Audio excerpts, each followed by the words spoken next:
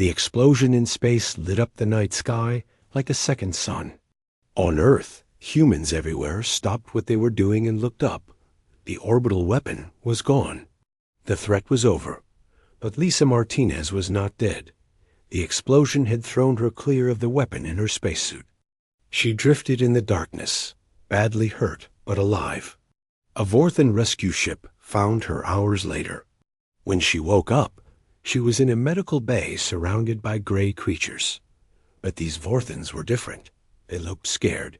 Commander Martinez. One of them said in careful English, "We need to talk." Lisa tried to sit up. Her body hurt everywhere, but she was alive. Talk about what? About ending this war before more die. The Vorthan introduced himself as Fleet Commander Grixmouth. He was the military leader of all Vorthan forces in this part of the galaxy. "Your people have surprised us," he said. "We thought if we removed your memories, you would become peaceful workers. Instead, you became something we never expected." "What is that?" Lisa asked. "Unified. Every human on your planet is now connected by shared anger, shared purpose. You are more dangerous now than you were before we tried to break you." Lisa smiled despite her pain. "You created your own worst enemy." "Yes, and now we want to make peace." Lisa laughed. It was not a pleasant sound. "Peace? After what you did to us?" Grixmouth showed her images on a screen. They were reports from across human space. The colonies that had survived the war were building ships, lots of ships. Military ships designed for one purpose, revenge. "Your people are coming for us," Grixmouth said. "Every human world is preparing for war. They remember what we did to Earth. They want blood. Can you blame them?" "No. That is why we need your help." Lisa stared at him. "You want me to help you? You are their leader, the hero who saved Earth. If you tell them to make peace, they will listen." Lisa was quiet for a long time. Outside the ship's windows, she could see Earth. Her whole world was scarred from the war, but it was still beautiful. Still alive. "What are you offering?" she asked finally. "Complete withdrawal from human space. Reparations to rebuild what we destroyed. And something else." "What?" "We will share our memory technology with you. Not to erase minds, but to share them. Your people could experience the memories of every human who ever lived. Your entire history and culture would be preserved forever." Lisa thought about Jake, who had died trying to save human memories. She thought about all the people who had given their lives to protect what made them human. "There is one more thing I want," she said. "Name it. I want to address your leaders, all of them. I want them to understand exactly what they tried to destroy." Grixmouth looked nervous. "That could be difficult for them." "Good." 3 days later, Lisa stood before the Vorthan High Council. Thousands of gray creatures filled a massive chamber. They all looked at her with their big black eyes. Lisa was still hurt from the explosion. She had bandages on her arms and face. But she stood straight and spoke clearly. "You tried to erase humanity because you feared us," she began. "You were right to fear us, but not for the reasons you thought." She activated a device Jake had built before he died. It began transmitting human memories and experiences directly into the Vorthan collective consciousness. You feared our violence, our unpredictability, our refusal to follow rules, but you missed what really makes us dangerous. The Vorthans began to experience human emotions, love between families, grief for the dead, joy in simple pleasures, the need to protect others even at the cost of your own life. "We are not dangerous because we fight," Lisa continued. "We are dangerous because we care. We will sacrifice everything for people we love. We will die for strangers if it is the right thing to do." Some of the Vorthans were shaking now. Their rigid minds could not handle the flood of human feeling. "You tried to make us forget who we were. Instead, You reminded us. You showed us what we stand for, what we are willing to die for. The transmission continued. The Vorthans experienced every human art form, every song, every story of courage and sacrifice. They felt what it meant to be human. Now you know, Lisa said. This is what you tried to destroy. This is what you failed to understand. Humans are not just individuals. We are a family. And when you hurt part of our family, all of us feel it. High Overseer Zeth Karan, the leader of the Vorthan Empire, stood up. His voice was shaking. Stop this, he said. We understand. We will. Do whatever you ask. Lisa turned off the transmission. The chamber was silent, except for the sound of Vorthans trying to process what they had experienced. Here is what humanity demands, Lisa said. Complete withdrawal from all human worlds. Full reparations for the damage you caused. And you will spread word throughout the galaxy. Humans are not to be enslaved, conquered, or threatened. And if we refuse? Zeth Karan asked. Lisa smiled. It was the kind of smile that made enemies rethink their choices. Then you will learn what happens when you really make humans angry. The peace treaty was signed 1 week later. The Vorthans began their withdrawal immediately. But they also did something unexpected. They warned other alien species about humanity. Warnings backfired. Instead of making other aliens avoid humans, the stories made them curious. What kind of species could defeat the mighty Vorthan Empire? What made them so special? Humans began receiving visitors, trade requests, offers of alliance. The galaxy wanted to know more about the people who had fought back from the edge of extinction. Lisa returned to Earth to find a changed world. The memory restoration process had given humans access to their entire history.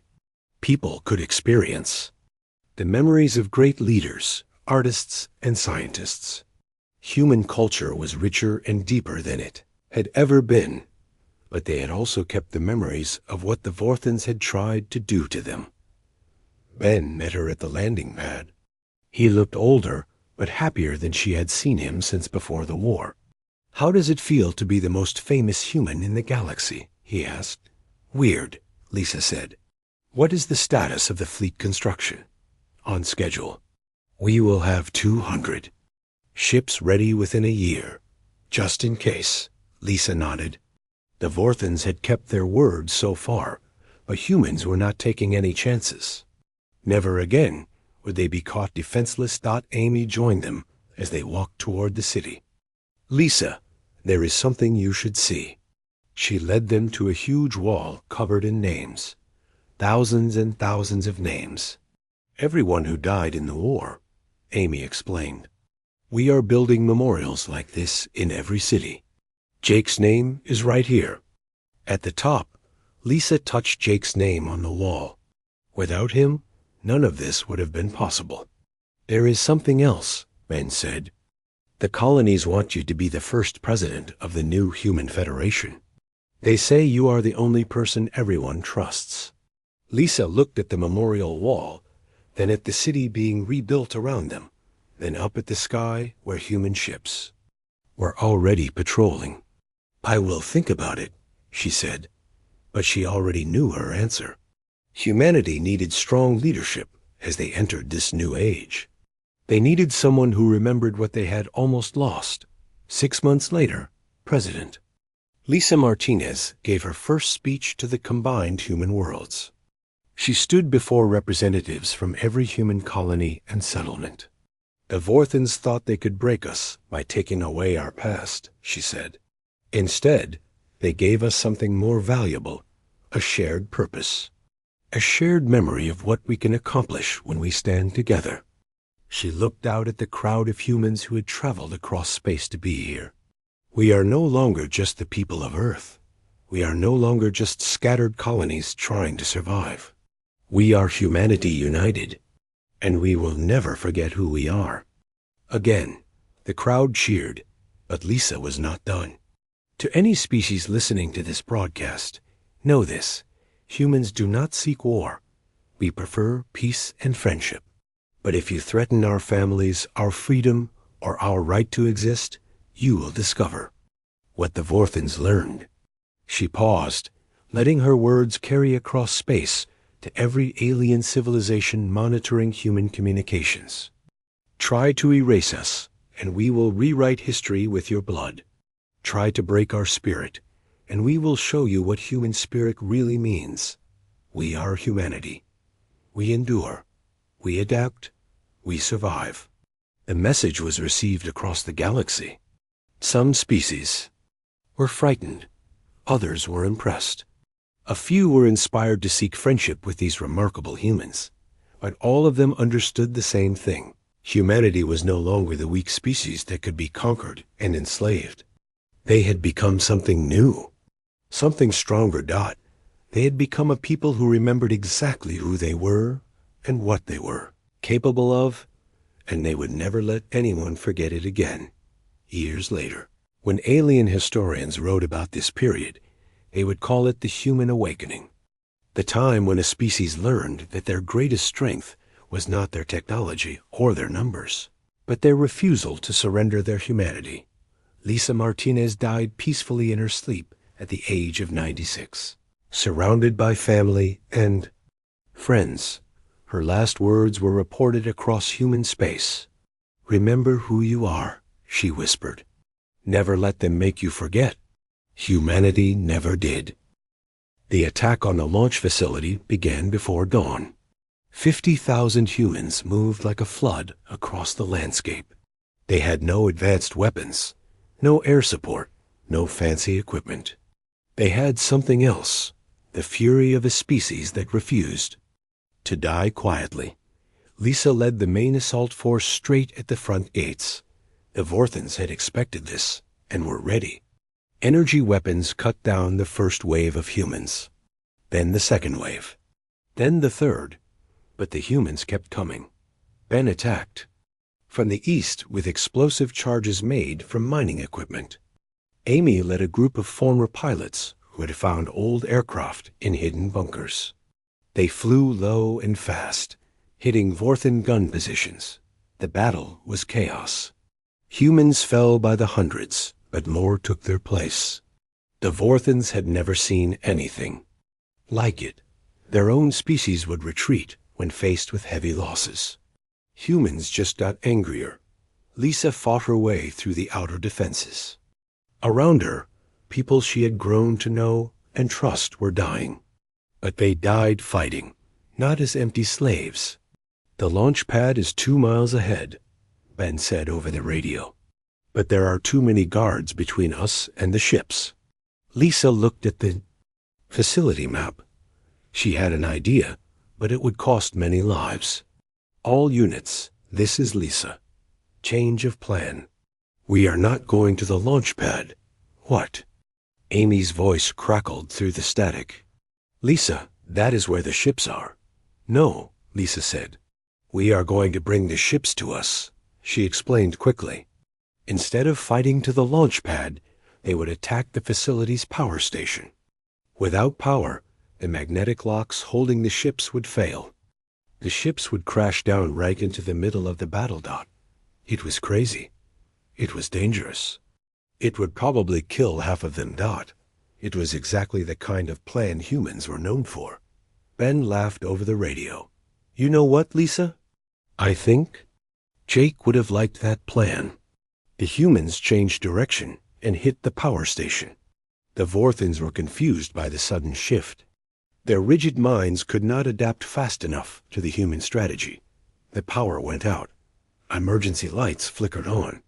And then, with a sound like thunder, 12 Vorthen transport ships crashed down into the facility. Most of the ships were destroyed in the crash, but 3 survived well enough to fly. Lisa and her team fought their way to the nearest one. The Vorthen crew was already dead, killed in the impact. "Can you fly this thing?" Lisa asked Amy. Amy was looking at the alien controls. "I think so. These ships are designed to be simple. Even the Vorthens are not smart enough to make flying complicated." While Amy figured out the ship, Lisa and Ben secured the area. Around them, the battle was still going on. Humans and Vorthons were fighting, hand to hand in the wreckage. "Lisa," Ben said, "we have a problem." She turned to see what he was pointing at. A group of children were trapped under a piece of fallen metal. They were human children, probably brought here to be processed through the memory machines. Lisa looked at the ship, then at the children, then at her watch. They had less than 18 hours before the orbital weapon would fire. "Ben, get those kids out," she said. "What about the mission?" "We save the kids. That is what humans do." While Ben worked to free the children, Lisa heard something that made her blood run cold. The captured Vorthon from a week ago was being brought toward their ship. He was badly hurt, but still alive. "Why are you bringing him?" She asked the guards. "He asked to speak to you. Says he has information about the orbital weapon." Lisa had the alien brought inside the ship. His gray skin was torn and bleeding purple blood. His big black eyes looked at her with something that might have been respect. "Why do you help me?" It asked in broken English. "Because that is what humans do," Lisa said. "Even to enemies who tried to destroy us." The creature was quiet for a moment. Then it spoke again. "I understand now why people fear you. You fight not just for yourselves, but for others. Even for those who hurt you. What information do you have?" Lisa asked. "The orbital weapon has a weakness. It needs to charge for 6 hours before firing. During that time, it cannot defend itself well. If you could get close enough." "How?" "Close, very close, close enough to touch it. And someone would have to stay on the weapon to shut it down." "They would not survive," Lisa nodded. "Another suicide mission." It seemed like every victory required someone to die. Amy got the ship working. "Lisa, we need to go now. The Vorthons are bringing in reinforcements." Lisa looked out at the battle. Thousands of humans were still fighting. Many would die here while she flew to space. "Ben, you are in command down here. Get as many people out as you can." "What about you?" "I am going to shut down that weapon." Ben grabbed her arm. "Lisa, you do not have to do this alone." "Yes, I do. I am the commander. This is my job." The ship lifted off with Lisa, Amy, and a small crew of volunteers. As they flew up through Earth's atmosphere, Lisa could see the battle below getting smaller. She could also see other fights happening across the planet. Humans everywhere were rising up against their oppressors. In space, the orbital weapon looked like a small moon made of metal and crystals. It was beautiful in a terrible way. Energy was already building up inside it, ready to kill every human brain on Earth. "There," Amy said, pointing at a small opening in the weapon side. "That looks like a maintenance port." They flew the ship closer. Vorthon fighter craft came to stop them, but Amy was a better pilot. She dodged their weapons and got them to the weapon's surface. Lisa put on a spacesuit. "Amy, once I am inside, you get out of here. Get back to Earth and help Ben." Lisa ... "That is an order." Lisa opened the ship's door and jumped across empty space to the weapon. She landed hard on the metal surface and found the entrance. Inside, the weapon was full of corridors and machines she did not understand, but she did not need to understand them. She just needed to break them. Lisa fought her way deeper into the weapon. Vorthon guards tried to stop her, but her anger made her stronger than they expected. She reached the main control room just as the weapon started its final charging sequence. On the screens around her, she could see Earth, her home. The place where humans lived and loved and dreamed. The place the Vorthons wanted to turn into a graveyard. Lisa started pulling apart every machine she could reach. Sparks flew. Alarms screamed. The weapon started shaking as its systems failed. One by one, through the radio in her suit, she heard Amy's voice. "Lisa, The weapon is shutting down. You did it. Good, Lisa said. Amy, tell everyone what happened here. Tell them humans do not give up, ever. The weapon exploded around her. But in that moment, Lisa smiled.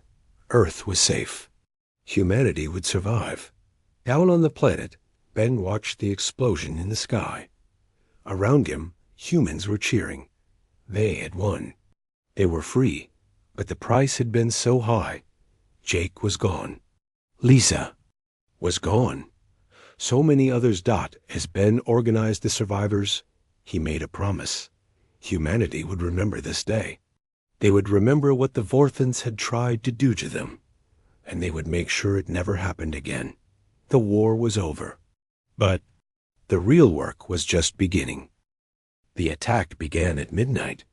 Ben and his team hit the communication center exactly as planned. Explosions lit up the dark sky. Alarms started screaming across the Vorthan facility.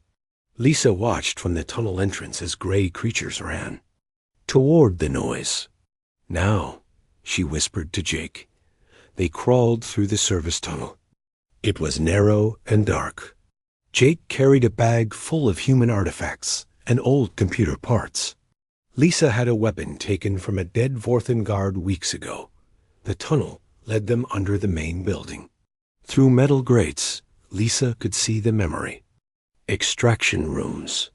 Humans lay on tables while machines pulled thoughts from their heads. Some of the people were children. Stay focused, Jake whispered when he saw Lisa's face getting angry. They reached the memory core chamber. The room was huge and filled with tall black towers. Each tower held the stolen memories of thousands of humans. All the things that made people who they were, locked away in alien machines. How do we reverse this? Lisa asked. Jake opened his bag and pulled out a device he had built from old human computers. I have been working on this for months. If I can connect it to their main system, it should send all the memories back to their original owners. Lisa heard footsteps above them. Work fast. They will figure out the real attack soon. Jake connected wires to the Vorthan machines. His hands were shaking. Lisa watched the doors and listened for more guards. Got it, Jake said. But Lisa, there is a problem. Someone has to stay here and keep the connection running. The Vorthans will try to stop the process. Lisa understood. Whoever stayed would not be leaving alive. I will do it, she said. No, Jake said. You are the commander. The resistance needs you to lead them. I will stay. Before Lisa could argue, the doors burst open. Vorthan guards rushed in with weapons ready. Lisa shot 2 of them, but more kept coming. Run, Jake yelled. Lisa ran for the tunnel. Behind her, she heard Jake fighting. She heard him scream. But she also heard his machine working, sending stolen memories back to millions of humans.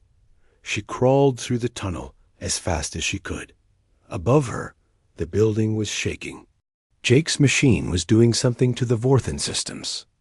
Lights were flashing and alarms were getting louder. Lisa reached the surface just as Amy landed the flying machine nearby. Ben and his team were running toward them. Most had made it out, but Lisa could see some were hurt. Where is Jake?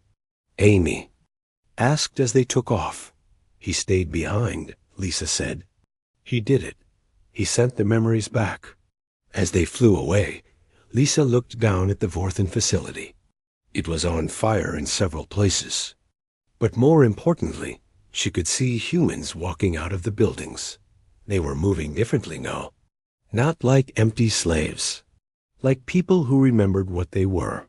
Back at the underground base, everyone was excited. Reports were coming. In from across the planet. Humans everywhere were waking up. They were remembering their names, their families, their history. The memory erasure was being reversed. But Lisa was not celebrating. She was planning. They will hit back hard now, she told Ben and Amy. The Vorthans know we are dangerous again. She was right. Over the next week, Vorthan ships bombed human cities. They killed thousands of people who had just gotten their memories back. The gray creatures went from building to building, looking for resistance members. But something had changed. Humans were fighting back everywhere. People who remembered being soldiers were finding weapons. People who remembered being engineers were building bombs. The Vorthons had created exactly what they feared most, an entire planet of angry humans who knew what had been done to them. Lisa led attack after attack on Vorthon positions. Each time, more humans joined them. The resistance grew from hundreds to thousands to millions, but the Vorthons had won last. Weapon. Lisa learned about it when she captured a gray creature alive. Under questioning, it told her about the final solution. The Vorthons were building a massive machine in orbit around Earth. When it was finished, it would send out a signal that would destroy human brains completely. Not just erase memories, kill every human mind on the planet. How long do we have? Lisa asked the prisoner. 7 days, it said. Then all humans die, and we start over with a different species. Lisa felt her heart sink. 7 days to stop a weapon in space, when humans had no spaceships left. The Vorthons had destroyed them all during the invasion. She called a meeting of all the resistance leaders who were still alive. The room was full of people she had learned to trust. People who had fought beside her and bled beside her. We have 7 days to save every human on Earth, she told them. The target is in space, and we have no way to reach it. The room was quiet. Everyone knew this might be the end. Then Amy spoke up. Actually, we might have a way. She showed them pictures taken by hidden cameras. The Vorthons have a launch facility 50 miles from here. They use it to send supplies to their space stations. If we could capture one of their transport ships, Ben shook his head. That facility has 10,000 guards. We would need an army to take it. We have an army, Lisa said. Every human who got their memory back is ready to fight. The question is whether we can get them organized in time. Lisa spent the next 3 days traveling across the continent. She met with resistance groups in every major city. She explained the plan and asked them to trust her one more time. The response was bigger than she had hoped. 50,000 humans agreed to join the attack. They came from every walk of life. Former soldiers, teachers, farmers, doctors. All united by their anger at what the Vorthons had tried to do to them. But as Lisa prepared for the biggest battle in human history, she received terrible news. The captured Vorthon had been lying. They did not have 7 days. They had 2, and the Vorthons knew the humans were coming out. As Lisa looked at the maps one last time, she realized this would be humanity's last stand. If they failed, every human mind on Earth would be destroyed forever. But if they succeeded, the galaxy would learn what happened when someone tried to erase the human spirit. Either way, the war was almost over. The question was, who would be left to tell the story? Lisa spent the next 3 days pretending to be empty like the other workers. She sorted metal pieces and ate the gray food they gave her. But inside, more memories were coming back. She remembered how to fight, how to lead people, how to kill when she had to. Jake found her again on the 4th night. This time he brought someone else. A woman with short brown hair and sharp eyes that looked very much alive. "This is Amy Foster," Jake whispered. She was a pilot before they took her. Amy studied Lisa carefully. "Jake says you were military command. Can you prove it?" Lisa thought for a moment. Then she moved her hands in a pattern. It was the silent battle language used by Earth forces. Amy's eyes went wide. "Where did you learn that?" Amy asked. "I commanded the 3rd Fleet at the Battle of Europa Station," Lisa said. The memory came back clear and strong. "We held the line for 6 hours until reinforcements arrived." Amy made her own hand signals back. The message was clear. She believed. "Lisa, now, we need to show you something bigger," Jake said. "But first you have to understand what we are really fighting." They went deeper underground through tunnels Lisa had not seen before. The tunnels were old and made by humans long ago. Jake explained that the gray creatures, called Vorthons, did not know about all the human tunnels under the cities. They walked for almost an hour before reaching a large room filled with people.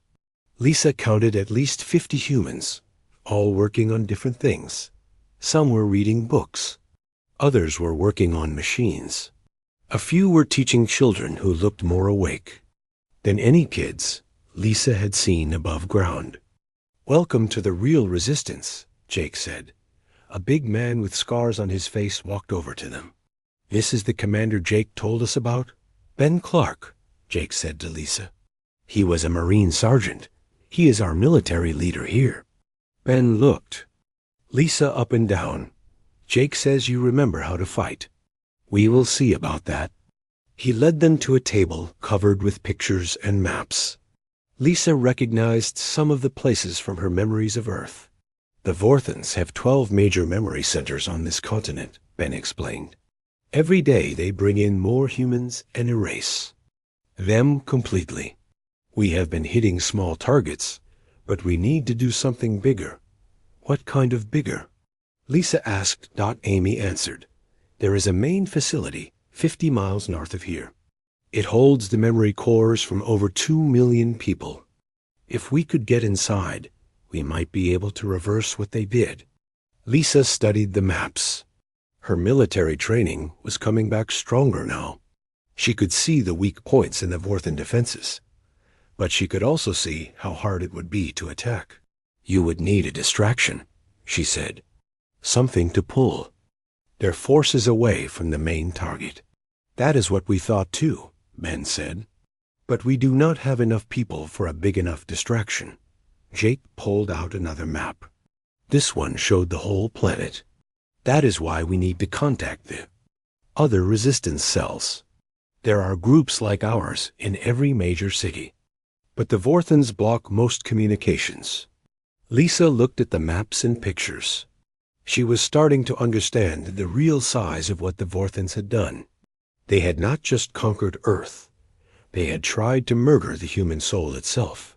"Why did they not just kill us all?" she asked. "Because they need us," Amy said. "Their own people are not creative. They cannot solve new problems or adapt quickly. Humans can. So they want to keep our bodies, but kill our minds. They fear us," Jake added. "They study human history, and they know what we do to enemies who hurt us. So they thought if they could make us forget who we are, we would be safe to use as slaves." Lisa felt her anger growing again. They were wrong. "Yes," Ben said, "but we need to be smart about this. They have big ships in space and weapons we cannot match. Our only advantage is that they do not understand how humans really think." A young woman ran over to their table.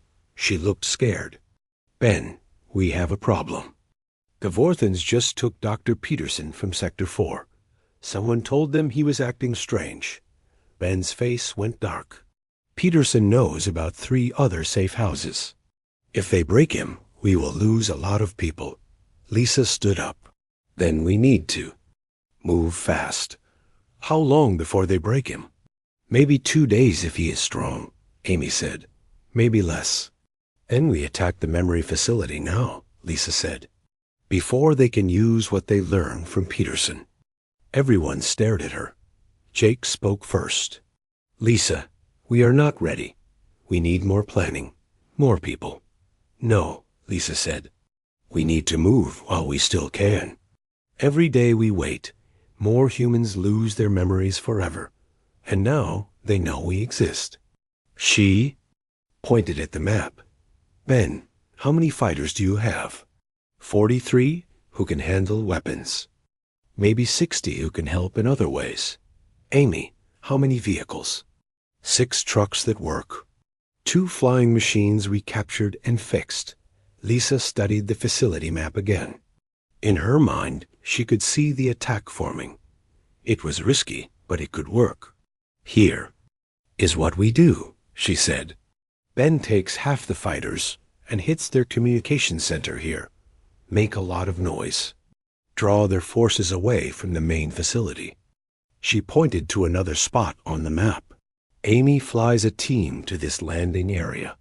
Jake and I go in through the service tunnels here." "What about getting out?" Ben asked. "We worry about getting in first. Getting out is a problem for later." Jake looked worried. "Lisa, if this fails, the resistance dies with us. If we do nothing, the resistance dies anyway," Lisa said. "At least this way we go down fighting." Amy smiled. "I like her plan. It sounds crazy enough to work." Ben nodded slowly. "When do we move?" "Tomorrow night," Lisa said. "The Vorthans think humans are broken and helpless. Time to remind them what we really are." The room got quiet. Everyone was thinking about what they were about to do. Many of them would probably die, but they would die as humans, not as empty slaves. Jake put his hand on Lisa's shoulder. "You know, I think I remember why you were a commander. You make people want to follow you into hell." "Good," Lisa said, "because that is exactly where we are going." Outside the hidden room, the Vorthans continued their work. They processed more humans through their memory machines. They thought they were winning the war for human souls. They had no idea that below the ground, the real war was just beginning. Lisa Martinez woke up on a cold metal table. Her head hurt badly. Bright white lights shined down on her face. She tried to move, but her arms and legs felt heavy. Something was wrong, but she could not remember what. A tall gray creature stood over her. It had big black eyes and no hair. Its skin looked like rubber. The thing spoke in a voice that sounded like metal scraping against stone. "Subject 7749 is awake. Begin final memory scan. Memory scan." The words made Lisa feel scared, but she did not know why. The gray creature put a metal helmet on her head. Pain shot through her brain like lightning. Pictures flashed in her mind, but they were fuzzy and broken. A flag with red, white, and blue colors. A woman in uniform giving orders. Explosions in space. Ships burning. Then nothing. "Memory erasure is 90% complete," said another gray creature. This one had military-grade implants. "Sung data remains. Remove it all," the first creature said. "Humans must not remember what they were." Lisa tried to speak, but her mouth would not work. The metal helmet got hot against her skin. More pain filled her head. She saw flashes of things that felt important, but she could not hold on to them. A man with kind eyes telling her she was brave. Children playing in a park under a yellow sun. Books full of words she could almost read. Then the pain stopped. The creatures lifted her off the table and walked her to a small room with white walls. Other humans sat on benches with empty looks in their eyes. They all wore gray clothes. No one spoke. "You will work in Sector 7, one creature told Lisa. "You will sort metal pieces. You will eat when told. You will sleep when told. You will not speak of the old times, because there were no old times." The creature left. Lisa sat on an empty bench. Her head still hurt, but the sharp pain was gone. Now there was just a dull ache and a feeling that something was missing. Something very important. An old man next to her looked up. His eyes were not completely empty like the others. He whispered very quietly, "Do you remember anything?" Lisa looked around. The gray creatures were gone. She whispered back, "I remember. Being someone else. Someone who mattered." The old man nodded slowly. "My name is Jake Thompson. I used to be something, but I do not know what. Sometimes I dream of books and words and people who are gone." "Lisa," she said. "I think I was Lisa." "Martinez, we should not talk here," Jake said. But if you remember even a little bit, you might be able to help. Help with what? I will show you tonight. After they turn off the lights. That day, Lisa sorted metal pieces in a large room with hundreds of other humans. Everyone worked without talking. The gray creatures walked around watching them. Lisa noticed that some humans looked more awake than others.